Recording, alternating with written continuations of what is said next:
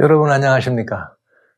재밌는 성서 이야기, 예수 그리스도를 만나러 성소로 간 사람들의 이야기, 이 이야기를 통해서 저희들이 한껏 주님과 한껏 더 한 걸음 더 하나님과 가까워지고 그 교제의 이런 이 긴밀함을 교제의 긴밀함을 더욱더 가깝게 할 수 있는, 또 빈번하게 할 수 있는 그런 시간을 가져보고 있습니다. 오늘 이제 네 번째 시간을 맞이합니다. 하나님 말씀 성경에 이렇게 되어 있어요. 에베소 6장에 보면은 우리의 씨름은 혈과 육에 대한 것이 아니요 정사와 권세와 이 어둠의 세상 주관자들과 하늘에 있는 악의 영들에게 대함이라. 고로 우리들은 정말 종말로 너희가 주 안에서 또 그 힘의 능력으로 강건해지고 마귀의 괴계를 능히 대적하기 위하여 하나님의 전신갑주를 입을 필요가 있다, 이렇게 설명을 해 주시네요.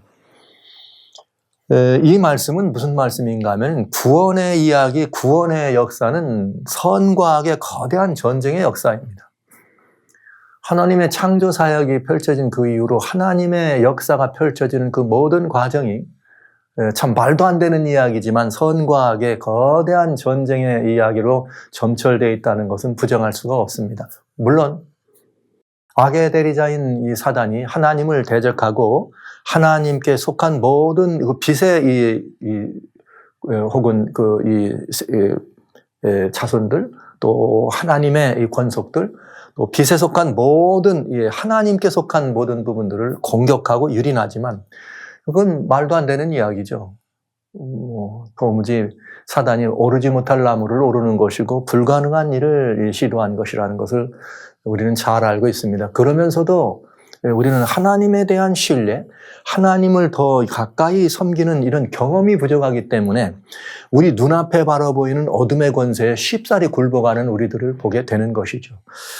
이제 우리는 성소를, 지난 시간에는 성소에는 이런 그 하늘에 있는 성소, 또 이 지상에 있는 성소, 그것이 성전이든 이 성막이든 제단이든 그런 성소들을 보아왔습니다. 그러나 이제 우리가 더 살펴봐야 될 것은 무엇인가 하면 그런 성소들은 어디에 있느냐를 따라서 본 것이지만 이제 오늘 저희가 볼 수 있는 것은 무엇인가 하면 그 하나님의 성소가 어떻게, 그야말로 하나님의 성소는 하나님의 성소라고 하는 원형으로부터, 그 다음에 하나님의 보좌로부터 이 하나님의 성소를 중심으로 일어났던 그 성소의 그 역사가 어떻게 선악의 역사 속에서 연결해 왔으며 어떻게 하나님의 성소를 지키고 하나님의 성소를 이렇게 오늘날 우리들이 이해하고 깨달을 수 있기까지 우리 손에 가져다 주었는가, 이런 부분들을 역사 속에서 한번 살펴보는 시간을 가지려고 합니다. 오늘 굉장히 중요한 이야기를 보게 될 거예요. 우리들의 씨름은, 우리들의 싸움은 선과 악의 싸움입니다. 이거는 이 세상에 있는 혈과 육에 속한 것이 아니라 어둠의 영들에 대한 것입니다. 그러니까 이 말은 우리가 성소에 대한 이해를 바로 하는 것은 곧 어둠의 실체를 밝힐 수 있는 매우 중요한 단초가 되기도 한다고 하는 이야기죠. 그래서 저는 오늘은 이 성소로 간 사람들 이야기, 성소 이야기 가운데, 재미있는 이야기 가운데 하나님의 성소를 지켜온 사람들에 대한 이야기, 그러면서 성소의 역사가 어떻게 우리까지 이렇게 전달되게 됐는지를 살펴보는 시간을 가지려고 합니다. 성소로 간 사람들의 이야기에서는 지난 시간에는 이 성소의 위치, 종류에 따라서, 오늘은 시간 속에서 성소가 어떻게 변천해 내려왔는가, 그러면서 말씀드린 바대로 선과 악의 거대한 싸움이 하나님의 성소를 중심으로 일어나는 걸 알 수가 있어요. 이제 여러분들은 성경에 남아있는 모든 그 구체적인 선악의 싸움에서 왜 이런 일이 있을까에 대한 구속사의 이야기를 이제 일목요연하게 살펴보실 수 있는 좋은 이 계기를, 좋은 시간을 갖게 됩니다. 이 성소는 그런 특별한 우리들에게 이런 걸 가져다 주고 있다는 것이죠. 그래서 오늘은 그렇게 이 성소의 역사, 선과 악의 대쟁투에 있는 그 한복판에 있었던 성소의 역사를 좀 살펴보려고 합니다.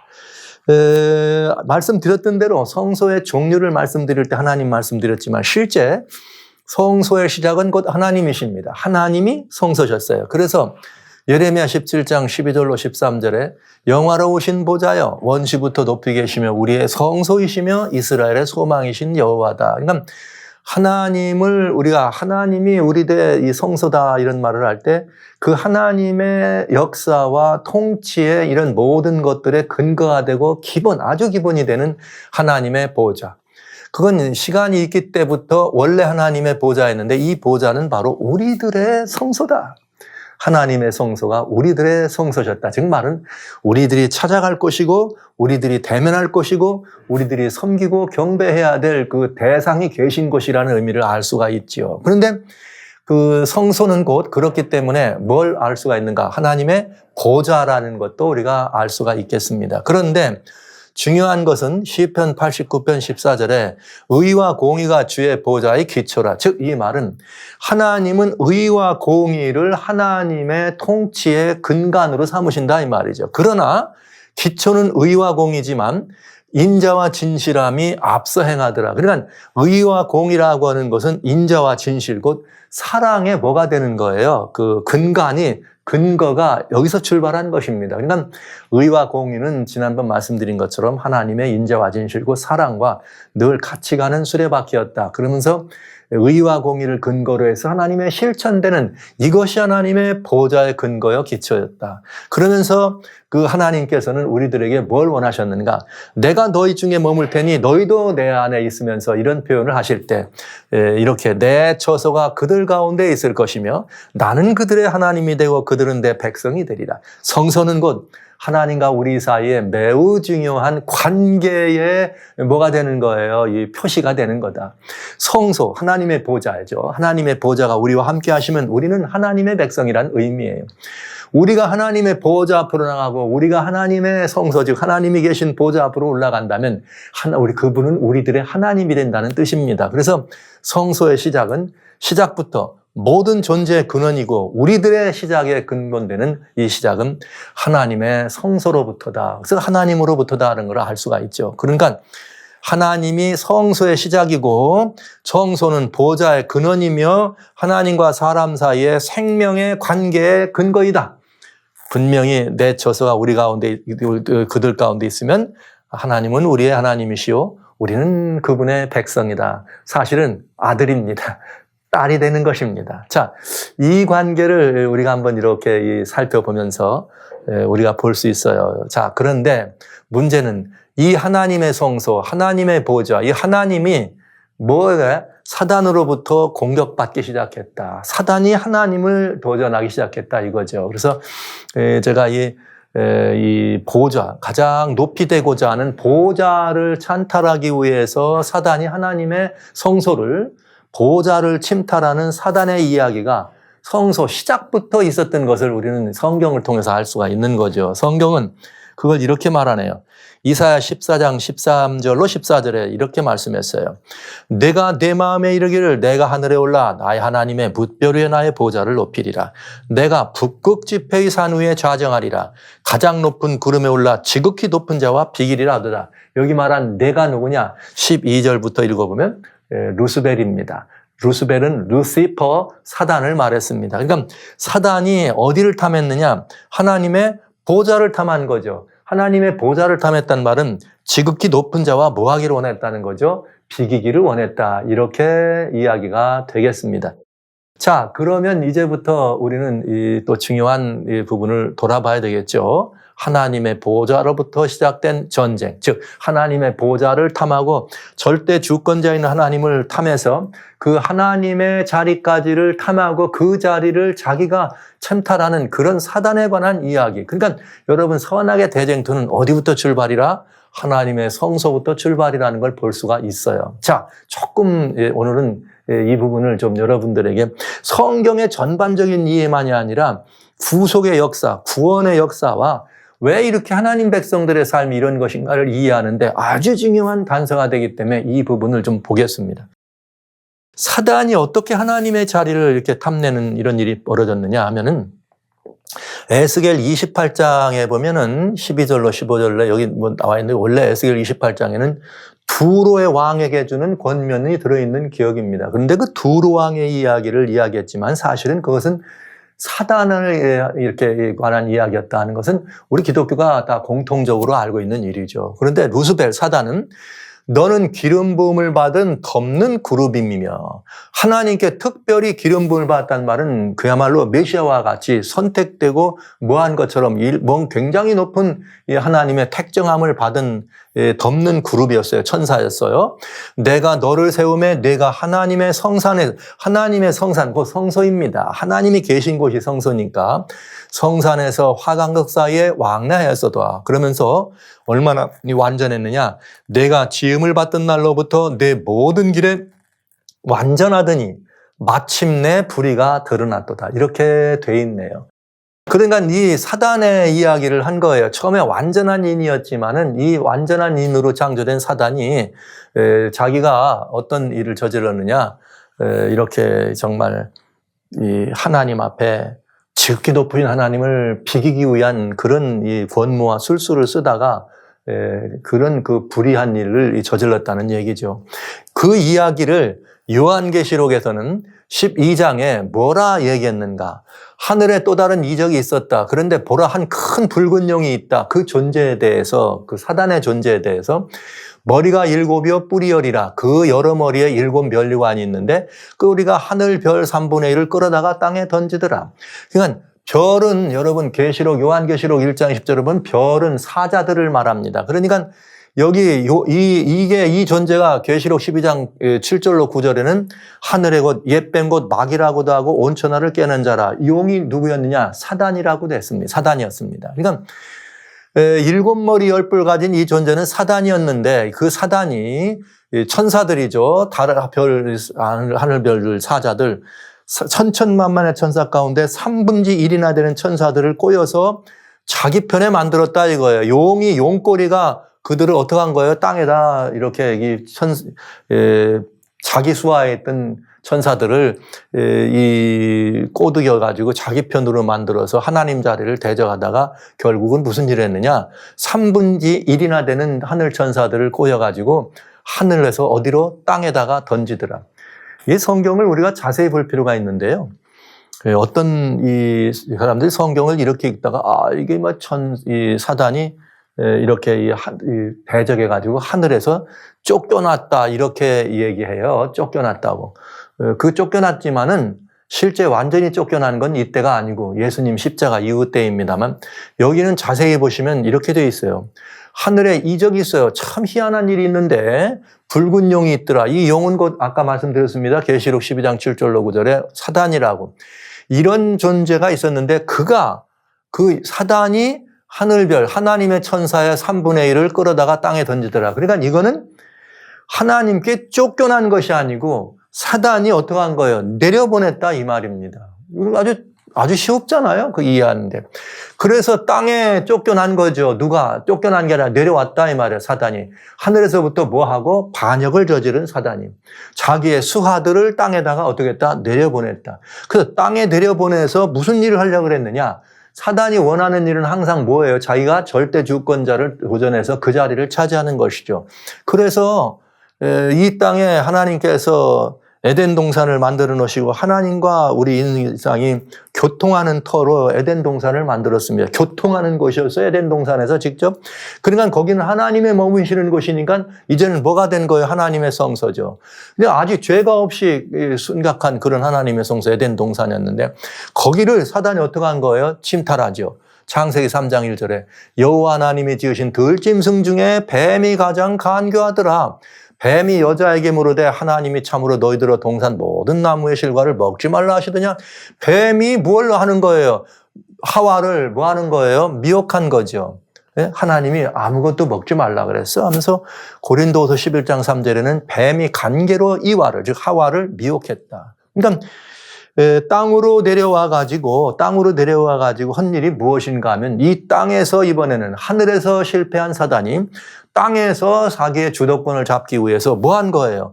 땅의 첫 조상 아담과 하와를 미혹한 거죠. 아담과 하와를 미혹하면서 하나님의 성소를 침탈합니다. 그러면서 거기에 아주 적극적인 이 하나님에 대한 배도의 말을 하죠. 뱀이 여자에게 뭐라 했느냐? 먹지 말라고 하더니 먹지 말라고 그랬어요. No.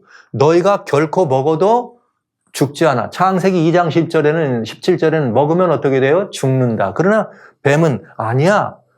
먹어도 죽지 않아. 그러면 여러분, 하나님은 죽는다 그랬는데 뱀이 죽지 않는다 그러면 누가 더 높은 거예요? 높은 것은 누구 때문에 높아지느냐? 그 말을 누가 듣느냐에 따라 높아진 거죠. 하나님의 말씀을 듣고 이것을 안 먹으면 하나님이 높은 분인 것이고, 그 대상에게 뱀의 말을 듣고 이 열매를 먹으면 누가 더 높은 거예요? 하나님보다 뱀이 높은 건데, 불행하게도 우리 인류의 첫 조상은 이 이야기를 듣는 순간 내가 그걸 먹는 날에는 하나님과 같이 된다는 이 말에 그만 마음이 흔들리고 하나님에 대한 불신이 들어온 거죠.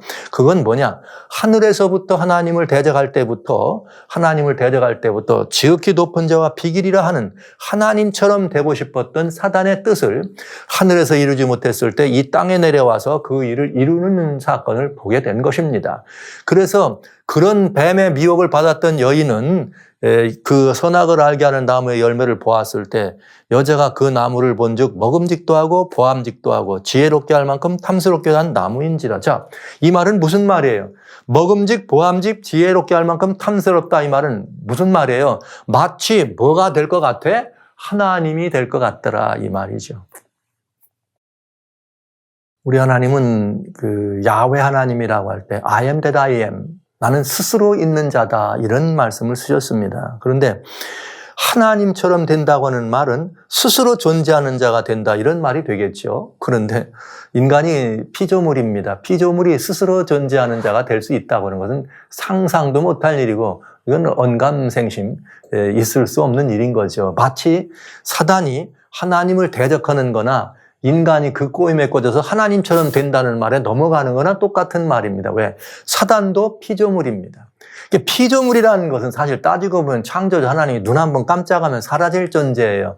하나님의 그 크신 사랑이 그를 봐주신 거죠. 그랬더니 여기 내려가지고 또 하고, 인간도 또 하나님의 이 뜻을 순종치 아니하고 뱀의 말을 듣고 그 말을 들어보니까 하나님처럼 될 것 같아. 그 마음을 듣는 순간 이 먹음직 보암직. 원래 아시는 것처럼 사람은 누구를 닮았느냐? 하나님을 닮은 존재였습니다. 하나님의 형상과 같아.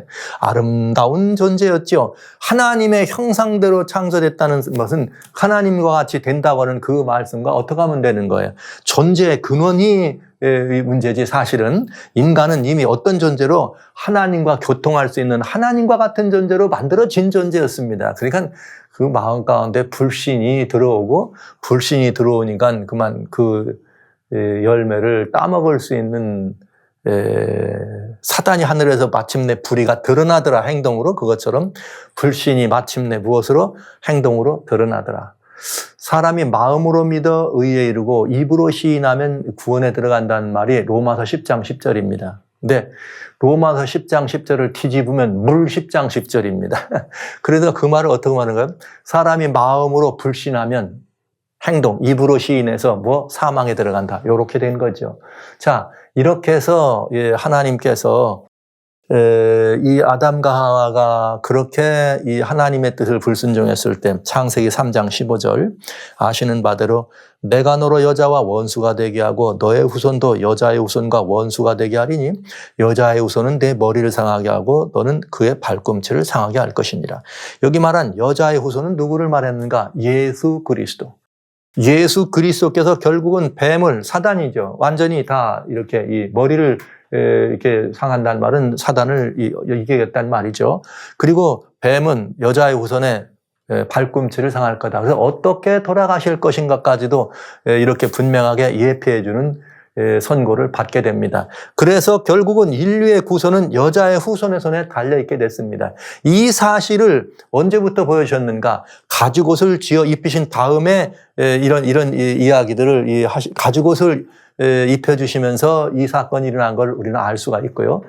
여러 번 여러분들이 보신 것처럼 에덴 동산에서 쫓겨납니다.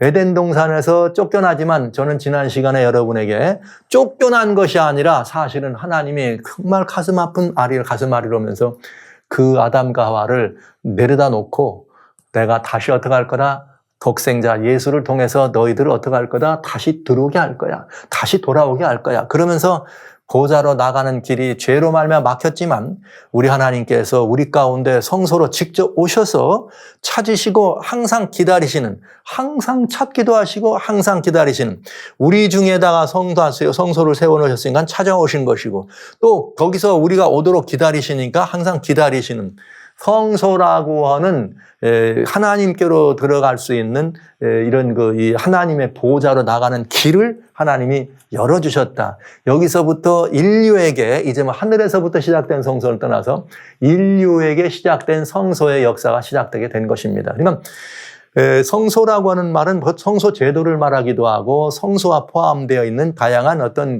이런 모든 것들을 다 포함해서 성소라고 할 때 하나님의 처소, 즉 하나님이 그 처소를 우리와 함께 하셨다 이 말이에요. 그러면서 우리로 하여금 어떻게 한 거예요? 하나님이 직접 우리 중에 오셨으니까 우리를 찾아오신 것이고, 그러면서 우리 기다리시면서 내게로 오라고 기다리셨으니까. 에덴 동산 밖으로 쫓겨났지만 이제는 사람들은 그 에덴 동산에서만 만날 수 있던 하나님을 에덴 동산이 아닌 어디서 성소에서 하나님께 나가면서 하나님을 만날 수 있도록 하나님은 그렇게 위대한 공과를 주신 것입니다. 그래서 처음에 그렇게 에덴 동산 동편의 그룹들과, 이게 보좌를 덮은 천사들을 의미하는 거죠. 그러니까 하나님이 직접 아담과 하와는 에덴 동산에 들어갈 수 없으니까 에덴 동산 동편에 하나님이 직접 보좌와 같이 그곳에 계시면서 오도록 기다리시는 하나님의 모습을 우리는 볼 수 있는 것을 알 수가 있다는 거죠. 이것을 편의상 여러분들의 이해를 돕기 위해서 구속의 역사 속의 이해를 돕기 위해서 원시성소다. 여기 어떤 제도가 있는 것도 아니고 단이 있는 것도 아니고 그냥 하나님께서 불어도는 화관금을 주면서 하나님의 보좌가 급한 대로 오셔서 돌아오라, 내가 너희를 데리러 올 것이다, 찾아오시는 하나님을 보여주신 것이죠. 자, 그런데 이것이 원시성소예요. 그런데 창세기 4장에는 지금까지 창세기 3장까지 보신 거예요. 창세기 4장에 세월이 지난 후 가인은 땅의 소산으로 제물을 삼아 여호와께 드리고 아벨은 자기도 양의 첫 새끼와 그 기름으로 드렸더니, 이렇게 드리네. 이 말은 무슨가? 아벨과 가인이 제단에서 제사를 드렸습니다. 그런데 하나님께서 무슨 일이 들었느냐? 아벨의 이 제물은 받으시고 가인의 제물은 받지 않으셨습니다. 근데 물론 성경에는 제단을 쌓은 얘기가 나오지 않아요. 그냥 제단 소리는 안 나왔지만, 그래서 우리는 그저 성경의 모든 제사를 드릴 때는 항상 단이 있었으니까 제단에다 놨다, 이제 이런 편의상 여러분에게 말씀드립니다만, 하여튼 간에 하나님께 나가는 길이 되었던 성소, 거기서 제단을 이렇게 하나님께 이 양의 첫 새끼로 드리고, 즉 양은 여러분 아시는 것처럼 예수님에 대한, 메시아에 대한 믿음으로, 장차 오실 예수님에 대한 믿음으로 이 제사를 드리기 시작한 것이죠. 제단이 뭐가 된 거예요? 성소가 된 거죠. 그런데 항상 그 제단을 중심으로 어둠의 그림자는 틈탔고 늘 도전받아 왔다. 그래서 가인이 아벨을 언제 제단에서 자신의 제사를 드려 받아들이지 않는 것을 보면서 아벨을 죽일 결심을 하고 들에 있을 때 아벨을 죽여버리는 것이죠. 그렇게 해서 여러분, 의인 아벨이 죽임을 당합니다. 무엇 때문에요? 이 성소 때문에. 양을 통해서 피로 하나님께 나가는 예수 그리스도가 가죽옷을 지어 입혀주실 때 상징된 가죽옷, 그것은 어린 양이었을 수 있고, 어린 양이었고, 그 다음에 어린 양은 하나님을 예표하는 바로 그 메시아를 기다리는 그 믿음, 메시아를 믿는 믿음에 대한 그 일은 늘 사단의 도전을 받은 것입니다. 가인이라고 하는 어둠의 대리자를 통해서 의인 아벨이 죽게 되는 경우를 우리는 보게 된 것이죠. 항상 하나님의 성소는 어떻게 됐어요? 도전받아 왔습니다. 하늘에서부터 이 땅에 오자마자 첫 번째 조상들로부터 에덴 동산을 허물어뜨리고 못 나가게 하다가 결국은 이렇게 가인과 아벨이라고 하는 첫 조상의 다음 때부터도 이런 일을 겪게 된 것이죠. 그러면서 이제는 그 이후에 지속적으로 무슨 일이 벌어지는가? 노아의 시대에 이를 때까지 이 하나님의 사람들은 뭘 했느냐? 단을 쌓았어요. 이 단은 곧 뭘 했느냐? 하나님께로 나가는 길이었어요. 거기서 뭐가 올려져요? 양이 올려지고 피 흘림이 있고 불태워짐이 있고 하나님의 성소를 우리는 기억하게 되는 것입니다. 노아가 여호와를 위하여 뭘 쌓고? 단을 쌓고 모든 정결한 짐승 중에서 모든 정결한 새 중에서 취하여 번제로 단에 드리더라. 홍수 이후였습니다. 인류의 사실은 두 번째 첫 조상이에요. 우리는 아담이 우리들의 첫 조상입니다. 그러나 다 끝나고 노아와 함께한 여덟 식구를 통해서 인류는 다시 한번 땅에 퍼지게 되는 거죠. 그때부터는 공식적으로 성경에 단을 쌓았다는 말이 나와. 그래서 제가 여러분에게 제단성소란 말씀을 드리겠습니다. 그래서 노아가 단을 쌓았다.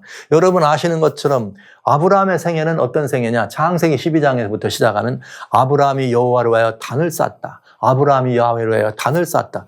여러분 롯은 그 생애 동안 단을 쌓았다는 기록이 단 한 번도 안 나옵니다. 이거 참 굉장히 중요한 이야기예요. 예. 이삭이 어떻게 해요? 단을 쌓았다. 야곱은 어떻게 해요? 부에서 빈달에 가다가도 담은 안 되면 돌베개 베고 있던 그 돌베개를 가지고라도 하나님 앞에 이 자신의 이 신앙을 고백하는 단을 쌓는. 그래서 이것을 보고 제단성소라고 하고요. 끝내는 이 모세가 광야로 이스라엘 백성들을 데리고 나왔을 때까지 모세가 여호와의 모든 말씀을 기록하고 이른 아침에 일어나 산 아래 단을 쌓고 항상 제단을 통해서 하나님께 나가는 채널이 열렸던 것을 알 수가 있죠. 그래서 단을 쌓았다. 이 단을 쌓은 이들은 누구냐? 하나님의 성소를 지켜온 사람들입니다. 그들은 아벨을 통해서, 의인 아벨을 통해서, 그 다음에 또 노아를 통해서, 그 다음에 이르는 아브라함을 통해서, 이삭을 통해서, 야곱을 통해서, 결국은 모세를 통해서 끝내 이들은 뭘 쌓는 사람들? 단을 쌓는 사람들. 그들은 하나님의 성소를 지켜온 사람들입니다. 그리고 늘 어떤 일이 벌어졌어요? 늘 어떤 일이? 그 단을 쌓는 사람들은 핍박의 대상이었죠. 아브라함이 그랬습니다. 이삭이 그랬습니다. 야곱이 그랬습니다. 늘 핍박의 대상이 됐던 것을 알 수가 있습니다. 그런데 중요한 사실을 하나 우리는 여기서 인정해야 합니다. 그건 무엇인가? 여러분, 이 하나님께서 그렇게 성소를 보좌, 그룹 또는 이렇게 이 천사를 놓고 보좌를 사람들 사이에 놓으시면서 성소, 하나님께 나가는 길을 열어두셨는데 이 하나님을 그러면서 제단을 통해서 하나님께 나오도록 이렇게 말씀하셨을 때 중요한 것이 있어요. 하나님은 그것을 내가 누구에게라고 택해서 주시지 않았습니다. 하나님을 떠난 모든 죄인된 우리 인류를 위하여 주셨습니다. 그런데 그 가운데도 하나님의 제단을, 하나님의 성소를요, 하나님의 보좌를 선택한 사람들이 있다는 거죠. 아벨이, 노아가, 아브라함이, 이삭이, 야곱이. 그 이후에 누가요? 모세가. 뭐 한 사람들이에요? 하나님의 제단을, 성소를, 하나님의 보좌로 나가는 이 길을 선택한 것입니다. 이들의 손에 의해서 어떤 일이 벌어진 거예요? 하나님의 성소는 지켜진 것입니다. 굉장히 중요하죠. 그러면서 여러분 심지어 어디까지? 아브라함의 아들 이삭을 제물로 드리는 그때까지 아브라함은 자기 아들을 제단에 올려놓으면서까지 이 하나님께 나가는 길을 그는 알기를 원했고 또 바라봤고 하나님께 나왔습니다. 여러분 이것은 굉장히 중요한 이야기죠. 하나님이 어떤 누구를 먼저 선택했다. 우리는 이렇게 알잖아요. 하나님이 아브라함도 물론 선택한 것 같지만 자세히 보시면 이 사람들의 특징은 뭐냐? 단을 쌓는 사람들이었다 이 말이에요. 단이란 뭐라고요? 제단 성소. 성소를 중심으로 살았다 이 말인 것입니다. 그러니까 저는 자신 있게 이렇게 말씀도 드려요. 하나님이 우리 모든 인류를 선택하셨고 하나님은 우리 모든 인류를 다 죄인된 우리들을 선택하셨지만 그 가운데에도 특별히 하나님을 선택한 사람들이 있었다 이거예요. 여러분 질문하겠습니다. 세상에 많은 사람들이 있습니다. 우리 모두에게 예수 그리스도 십자가의 은혜는 아주 공변되게 나눠졌습니다. 모두에게 동일합니다. 그러나 모두가 다 예수님을 선택한 것은 아닙니다. 마찬가지. 모두가 다 구약 당시에도 모두가 다 하나님의 제단을 그 보좌로 성하여 우리 앞에 오신 하나님의 성소를 선택한 것은 아닙니다. 특별히 하나님은 모두에게 올 수 있는 길을 열어주셨지만 그 길을 선택한 사람들은 달랐다. 그렇게 해서 그들이 하나님의 성소를 지켜온 사람들이 됐다고 하는 것입니다. 저는 여러분들이 바로 그 성소를 지켜오고 여러분들이 바로 그 하나님의 성소를 중심으로 신앙과 생활이 함께 되는 생활신앙을 하는 그런 사람들, 즉 구약으로 말하면 단을 쌓는 사람들이 되주셨으면 참 고맙겠습니다. 저는 그렇게 말씀을 드리기를 소원합니다. 그리스도인이란 단을 쌓는 사람들이다. 이제 신약적 표현으로 바꾸면 되겠죠. 그러면 이제 조금 더 진도를 나가봅니다. 그렇게 해서 이 제단 성소가 우리 앞에 있다가 모세가 광야로 이스라엘 백성들이 나왔을 때 출애굽 25장 8절에 내가 그들 중에 거할 성소를 그들을 지켜 나를 위하여 지어라. 이 명령을 따라서 어떻게 해야 됐느냐? 이렇게 보면은 정월 초일일에 성막 곧 회막을 세우고 그다음에 제2년 정월 곧 그달 초일에 성막을 세우니라. 즉 1년간 걸쳐서 광야에서 모세는 1년에 걸쳐서 광야에서 모세는 뭘 했느냐? 하나님의 성소를 만들어서 하나님을 예배하고 경배할 성막 성소를 짓게 된 것입니다. 그래서 이 성막 성소를 지키는데 이스라엘 백성들은 이 성막 성소를 중심으로 하나님이 옮기면 옮기고 하나님이 서면 멈추고 이스라엘의 삶의 모든 것이 여러분들에게 그렇게 제공됐던 것을 알 수가 있는 거죠. 이렇게 성막 성소를 모세를 통해서 주신 것이에요. 이스라엘 백성들은 이것을 주변으로 해서 2,900, 약 1km를 떨어진 곳을 이스라엘의 모든 사람들이 중심으로 살았던 것을 알 수 있습니다. 이것을 성막을 지어졌기 때문에 성막 성소다 이렇게 말씀드리면 되겠네요.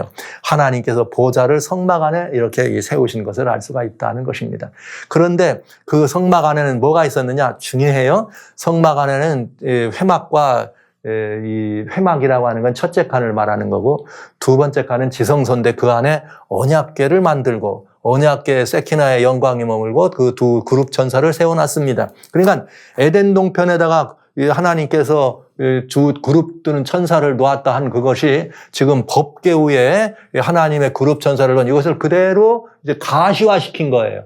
형상화되어 있던 것을 가연해서 법궤 위에 더 제도적으로 모양을 갖추게 됐다. 이것이 성막 성소의 시작입니다. 이스라엘의 삶이라는 것은 바로 하나님의 보좌가 있는 성막을 중심으로 산 삶을 우리는 알게 된 것이죠. 그런데 불행하게도 하나님의 성소는 항상 공격을 받아왔죠. 무슨 일이 벌어졌는가? 블레셋 사람들하고 이스라엘 사람들이 전쟁을 하게 됩니다. 그때 엘리가 대제사장이었습니다. 말렸지만 이스라엘 사람들이 전쟁에 나갈 때 하나님의 언약궤를 메고 나가요. 가지 말라고 했지만. 왜? 이스라엘 사람들은 이 하나님의 언약궤가 굉장히 중요한, 그들에게는 굉장히 중요한 삶의 중심이었죠. 하나님의 언약궤를 누가 이길 거냐 해가지고 갔다가 그만 전쟁에 패배하고 언약궤를 뺏깁니다. 그 언약궤를 뺏기는 순간 절묘합니다. 성경은. 여기에 사무엘상 4장 21절로 22절에 보면은 언약궤를 뺏겼다는 소리를 엘리가 듣는 순간 넘어지고 목이 부러져서 죽습니다. 그래서 엘리를 제사 지내는 거죠. 엘리를 제사 지내면서 이때 언약궤를 깨쳤을 때 이가봇이다. 하나님은 이르기를 하나님의 궤를 빼앗겼으므로 영광이 이스라엘에서 떠났다 하였더라. 와, 비극이죠. 하나님의 성소, 성막을 중심으로 있었던 이런 일이 있었는데 이렇게 영광에서 떠나는 것을 이 언약궤가 없어지고 빼앗기니까 뭐가 되느냐? 하나님이 거기서 떠남으로 말미암아 이스라엘에서 영광이 떠나갔다. 이런 일이 벌어지게 됩니다. 근데 여기에 그 다음에 이 역사 가운데 잘 이렇게 언급되지 않는 부분이 있지만 아주 중요한 부분을 저는 여러분들에 좀 말씀드리려고 합니다. 이건 굉장히 중요한 부분이에요. 하나님의 언약궤를 중심으로, 즉 성막의 중심에는 그 안에 있는 언약궤, 그룹천사, 항상 그룹천사가 있는 언약궤가 중심이요. 거긴 보좌를 상징했으니까요. 여호와의 언약궤가 사무엘상 5장에 보면은 블레셋 사람들이 잡아다가 언약궤를 뺏어다가 아스돗에 있는 블레셋 산당입니다. 다곤당이라고 하는 데다 갖다 놨습니다. 다곤은 여러분 아시는 것처럼 이렇게 물고기 신상과 같은 것이죠. 그랬는데 언약궤를 거기다 갖다 놨더니 아침에 일어나 보니까 다곤에 있는 자기들이 섬기는 신이 텅하고 말하자면 이 대에서 내려와 가지고 하나님의 언약궤 앞에 딱 엎드려져 있는 거예요. 이건 뭐예요? 우상이 이렇게 돌로 깎은 우상이 하나님 언약궤에 누가 내리전에 떨어졌으면 뭐 한 거예요? 우상도 하나님 앞에 경배하는 걸 본 거죠. 그랬더니 블레셋 사람들이 이튿날 와가지고 이게 웬일이야? 한 다음에 다시 세워놔 거기다 갖다가. 그리고 언약궤를 그 앞에다가 놓으니까 우상 밑에 있던 언약궤 놨더니 그 다음날 일어나니까 이번에는 아예 하나님께서 이 우상을 떨어뜨려가지고 목 자르고 손목 다 잘라가지고 그냥 그야말로 그 우상을 파괴하신 거죠. 자, 이걸 보면은 블레셋 사람들이 어떻게 해야 될까요? 이건 중요한 일이기 때문에. 여러분, 이걸 보면 블레셋 사람들이 어떻게 해야 될까요? 여러분, 어떻게 하면 좋을까요? 이걸 보면 블레셋 사람들이 우라 상천하지의 하나님은 한 분이구나. 이스라엘 하나님, 여호와 하나님, 그 괴가 왔는데 우리의 신도 갖다 경배하는구나. 우리 다 이 하나님께로 돌아가자. 이래야 안 됩니까? 그런데 이스라엘 사람, 이 블레셋 사람들은 그리하지 않았습니다. 오! 이거 아니다. 이거 큰일 났다. 그래가지고 이 괴를 갖다가 가드를 보냅니다. 가드를 보내고 그 다음에 가스도에서 에그론으로 보냈더니 거기 있는 사람들에게 독종이 나가지고 완전히 막 이 성중 사람들이 싹 쓸어버리기 시작하네. 독종이 나서. 그래서 이 블레셋 사람들이 방백이 5인데 5방백이 모여가지고 이 큰일 났다. 이러다가 우리 다 이렇게 죽겠구나. 이래가지고 결정을 합니다. 무슨 결정? 이건 이스라엘 하나님이니까 보내드려야 되겠다 해서 모든 5방백을 상징하는 금독종 5개. 그러니까 이 독종난 그런 거 5개 금독종. 그 다음에 쥐 5마리를 이렇게 이 금으로 만들어가지고 마차에 실어서 암소가 끓는 마차에 실어서 이스라엘 사람들이 있는 땅으로 보냅니다. 그게 어딘가? 이 베세메스라고 하는, 이 블레셋 사람들에서 이 이스라엘 땅으로 보내죠. 그때 그들이 뭐라 했는가? 이스라엘 신의 괴를 보내요. 이스라엘 하나님의 괴를 보내어 본처로 돌아가게 해야 되겠다. 그래서 우리와 우리 백성이 죽임을 면케하자 하니 이는 온 성이 사망의 환난을 당한다. 독종으로 말미암아 환난을 당한 것입니다. 여러분, 하나님의 괴를 그들이 뺏어갔습니다. 뺏어갔다고 하는 말은 또 어떻게 보면 하나님을 마음대로 하실 수 있는 건 아니지만 다른 긍정적인 걸로 한번 볼까요? 그들이 하나님을 모셔갈 수 있다. 우리도 뭐 하려고? 이 하나님 섬기자고. 그렇게 모셔갔더라면, 그렇게 모셔가서 그 하나님께로 우리는 하나님 백성입니다 하고 어떻게 하면 올까요 하고 하나님의 백성으로 돌아왔더라면 이런 일이 안 벌어졌겠죠? 그런데 이들은 무슨 일을 했느냐? 하나님의 괴를 갖다가 그들의 우상 앞에다 놓기도 하고 이 하나님의 괴를 마음대로 한 바람에 하나님의 진노하심이 임해가지고 그 성이 완전히 멸망하게 생겼어요. 그래서 보내줬다 이 말이에요. 그래가지고 이 암소에 실어서 베세메스 사람 여호수아의 집으로 갔다 놨더니 베세메스 사람들이 우와 하나님의 괴가 왔어 그러고 막 보면 안 되는 하나님의 괴를 들여다봤네. 그랬다가 성경에 보면 5만 70명이라고도 돼 있고 혹은 70명이라고도 돼 있어요. 이게 이제 정확하진 않지만 그 베세메스 사람들이 하나님 언약궤를 본 다음에 와 다 그냥 현장에 죽어버렸네. 놀래가지고 이거 여기다 놔 안 되겠다 해가지고 베세메스에서 기럇여아림으로 보냅니다. 그래서 아비나답의 집에 20년 동안 이 하나님의 언약궤가 이렇게 있는. 하나님의 언약궤가 없으면 하나님의 성막도 하나님의 뭐도 다 아무런 의미가 없어요. 그러니까 성소라고 하는 건 뭐가 중심이다? 하나님의 궤. 그건 뭘 의미했느냐? 하나님의 보좌를 중심으로 했다. 보좌를 상징했다. 그렇게 해서 여기에 20년을 머뭅니다. 그러다가 다윗이 내가 어떻게 하나님의 여호와 언약궤를 그렇게 놓을 수 있느냐 해가지고 거기서 모셔오기를 원해. 다윗성으로 들어간 다음에 다윗성으로 모셔가려고 하는데 그만 이 다윗은 이 궤를 메어가기를 원했어요. 다윗은 이 궤를 메어가기를 원했지만 여러 사람들과 의논했더니 그게 아니고 마차로 실어가기를 원해서 또 소가 끄는 이 마차에다 실었는데 마차가 흔들리니까 우사라고 하는 이 아비나답의 있던 그 가족 가운데 우사가 손을 댔다가 죽임을 당합니다. 다윗이 놀래가지고 못 오게 하고 오베데돔의 집으로 갖다 놓습니다. 그랬더니 거기에 한 3개월 지나면서 그 집이 복받는 걸 보았어요. 오베데돔 집에서 하나님의 궤가 있어서 복받는 걸 보고 다시 다윗이 이 성전을 이거를 어떻게 합니까? 언약궤를 메고 이번에는 언약궤를 메고 다윗이 위에서 이렇게 쳐놨던 장에다가 언약궤를 갖다 모셔놓습니다. 그렇게 해서 하나님의 언약궤가 이렇게 이 자연스럽게 다윗성으로 가는 걸 우리는 보게 되죠. 실제 다윗은 자기가 하나님을 위하여 전을 건축하기를 원했습니다. 그러나 하나님께서 너는 피를 많이 흘렸으니까 안 된다. 네 아들 솔로몬이 해라. 그래서 다윗이 아들에게 내 아들 솔로몬아 너는 내 아비 하나님을 알고 온전한 마음과 기쁜 뜻으로 섬겨라. 여호와께서는 감창하신 모든 사상을 안다. 내가 저를 찾으면 만나며 버리면 저가 너를 영원히 버리리라. 그런즉 너는 삼가할지어다. 여호와께서 너를 대하여 성소의 전을 건축하게 하라 했습니다. 그래서 이제는 성막 성소에서 이번에는 언약궤가 어디로 들어갑니까? 이제 다 성막에 있던 건 다 떨어지고 언약궤가 어디로 들어가느냐? 하나님의 언약궤가 여호와의 전으로 이제는 성전 성소로 바꿔지는 것을 보게 됩니다. 그래서 솔로몬이 그 아버지의 이 명을 받들어서 예루살렘 모리아산에 여호와의 전 건축하기 시작하더라 해서 이 예루살렘 모리아산에 성전이 있는 그 여호와의 성전이 바로 오늘날도 있는 이스라엘에 있는 바로 여러분들이 말하는 성전산에 있는 성전터가 바로 이 성전이 되겠습니다. 그래서 이제는 성막성소에서 성전성소로 이루어지고 솔로몬은 아름답고 근사한 황금으로만 그야말로 입혀질 만큼 아름다운 하나님의 성전을 만들게 되는 것이죠. 그래서 처음에는 원시성도 그냥 하나님이 그룹 또는 천사들, 이것이 성소의 본질, 하나님의 보좌를 의미했어요.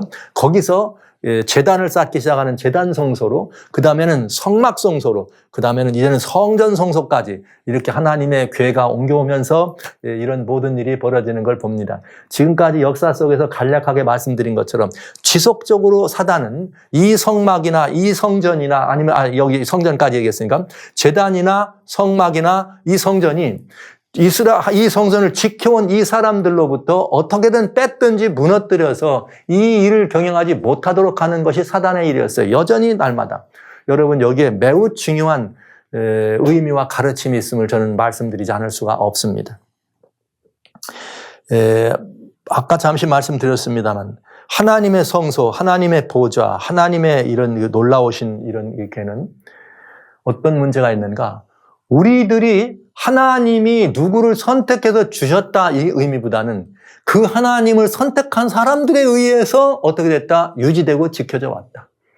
그런데 여러분, 성막이 제단이었을 때는 아벨이 죽임을 당하는 일을 여러분 보셨어요. 성막은 여호와의 언약궤가 블레셋에서 뺏겨가지고 남의 동네까지 갔더니 거기서 언약궤가 가면서 그냥 거기 있는 사람들이 완전히 그냥 진멸되는 걸 보셨습니다.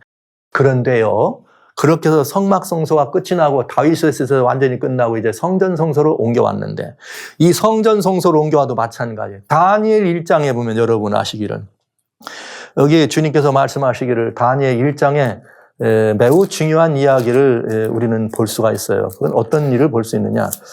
성경에 굉장히 중요한 이야기를 볼 수 있는데, 유다왕 여호야김 위에 있은 지 제3년에 바벨론 느부갓네살이 예루살렘으로 그걸 울러쌌더니, 그랬더니 그 2절에 다니엘 1장 2절에 유다왕 여호야김과 하나님의 전기구를 얼마를 느부갓네살이 자기 신할 땅 자기 신에 모여놓더라. 그러니까 사무엘상 5장 1절로부터 나오는 블레셋 사람들이 다곤당에다가 하나님의 언약궤를 놓은 것처럼 대왕 느부갓네살이 뭘 한 거예요? 하나님의 이 성전 안에 있는 하나님의 언약궤를 갖다가 신할 땅 자기 신전에 즉 자기 신사당에다 놨다 이 말이에요. 그렇게 된 것입니다.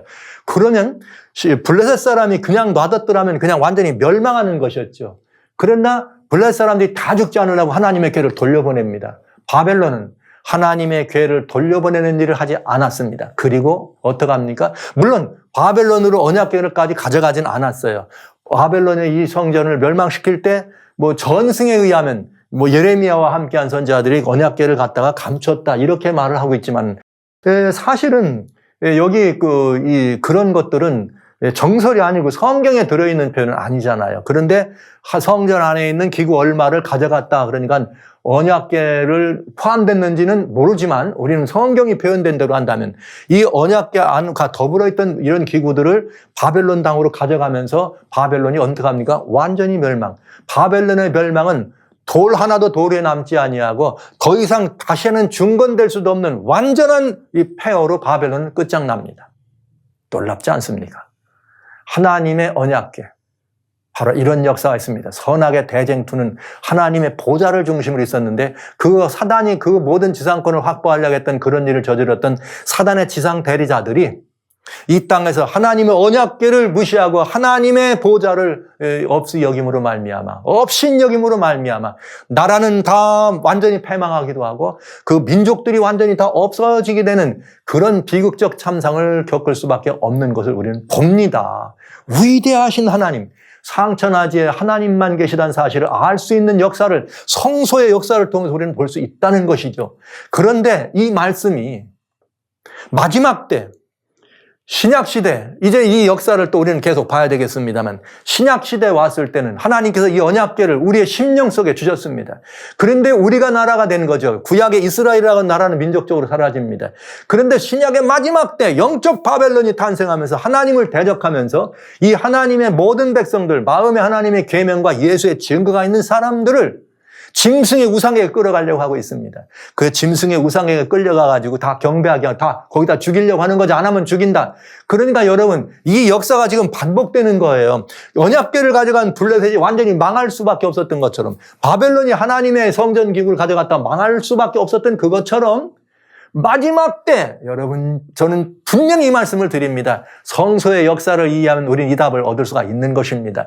이 하나님의 백성들, 하나님의 궤를 심령에 모신 언약의 사람들, 너는 내 아들, 나는 내 하나님, 이런 소리를 듣는 진정한 그리스도인들을 갖다가 그렇게 마지막 때에 짐승 우상에게 경배하지 않는다고 다 죽이려 한다면 그는 필시 과거의 역사 속에서 보여던 것처럼 패망하고 멸망하고 멸절될 것입니다. 그런데요, 정말 놀라운 것은 블레셋 사람들이 가져갔을 때는 거기에 뭐가 나요? 독종이 나요, 독종이. 그런데 짐승의 표를 받게 하는 사건이 벌어지면 요한계시록 16장 1절로 2절에 7 대접을 가진 천사가 대항을 벗을 때 첫 번째 천사가 대접을 벗더니 짐승과 우상에 경배하고 그 표를 받은 사람, 그것을 받게 한 사람들에게 독한 뭐가 나느냐? 독종이 나는 것을 우리는 본다 이 말이에요. 블레셋에 내렸던 그 놀라운 그 독종이 마지막 때 다시 한번 하나님 백성을 진멸하고 하나님의 언약궤를 유리는 그들에게 다시 한번 성경은 우리들에게 너무나 분명하게 이렇게 말씀하시는 것입니다. 요한계시록 16장 1절에 7 대접을 땅에 쏟으라, 2절에 첫 번째가 대접을 땅에 쏟았더니 사람들이 땅에 쏟으니까 악하고 독한 헌대가 짐승의 표를 받은 사람과 우상에 경배하는 자들이 나더라. 블레셋은 다 죽을 뻔했어요, 독종 때문에. 그래서 블레셋 사람들은 그 하나님의 궤를 보내줬습니다. 과연 7 재앙 때 이런 일을 바라보면서 세상은 어떻게 할까요? 저는 아주 이 흥미진진한 성소의 이야기는 우리들에게 이처럼 흥미진진한 것들을 보여줍니다. 선악의 대쟁투가 이것들의 중심으로 들어가 있고, 이 하나님의 성소가 그렇게 공격을 받았지만 끝끝내 성소를 지키고 유지한 사람들이 있었다는 것은 놀라운 일입니다. 저와 여러분들은 누가 될 것인가? 이런 역사를 이해하신다면 우리는 하나님의 성소, 그 하나님의 보좌를 중심으로, 하나님 언약궤를 중심으로 살아가는 사람들이 돼야 안 되겠습니까? 이것이 그리스도인들이다. 그래서 저는 하나님의 사람, 그리스도인, 주님의 제자들은 어떤 사람들이냐? 보좌 앞에 선 사람들, 원지성소. 제단을 쌓는 사람들, 제단성소. 주님 앞에 회막으로 나가는 사람들, 성막성소. 주님의 영광스러운 앞에 언제나 서는 사람들, 성전성소. 이런 이 사람들이 돼야 된다는 것을 여러분 말씀드리면서, 이제 계속해서 이 성전성소 이후에는 이 성소가 어떻게 그 역사를 이어가는지를 살펴보는 시간을 갖도록 하겠습니다.